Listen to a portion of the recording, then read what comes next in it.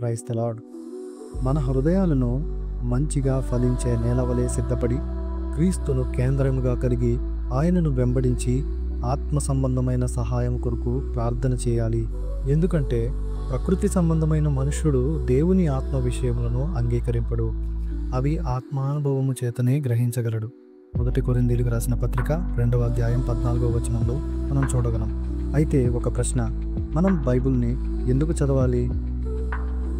స్థిరమైన ఆనందాన్ని కలిగి ఉండడానికి, మన ఆలోచనలను ఉద్దేశాలను సరిచేసుకోవడానికి, పాపము నుండి తప్పుల నుండి మనల్ని మనం కాపాడుకోవడానికి, వ్యక్తిగతంగా ఆయనను తెలుసుకోవడానికి, సత్యాన్ని తెలుసుకోవడానికి, దేవుడు చెబుతున్నది విలువైనదని స్పష్టంగా గ్రహించడానికి, ఇతర విశ్వాసులతో కలిసి ఒక సమాజంగా క్షేమాభివృద్ధి పొందడానికి, మన మనస్సులను నూతనపరుచుకోవడం ద్వారా లోకంతో గుర్తింపును తిరస్కరించడానికి, దేవుడు అనుగ్రహించే స్వాతంత్ర్యం, కృప, శాంతి, నిరీక్షణలను అనుభవించడానికి, ఆయన పట్ల మన ప్రేమను వ్యక్తపరుస్తూ దేవుని కొరకు ఉత్తమమైన రీతిలో జీవించడానికి, ఇలా ఇంకా ఎన్నో ఆత్మీయ ప్రయోజనాలను కలిగిస్తుంది.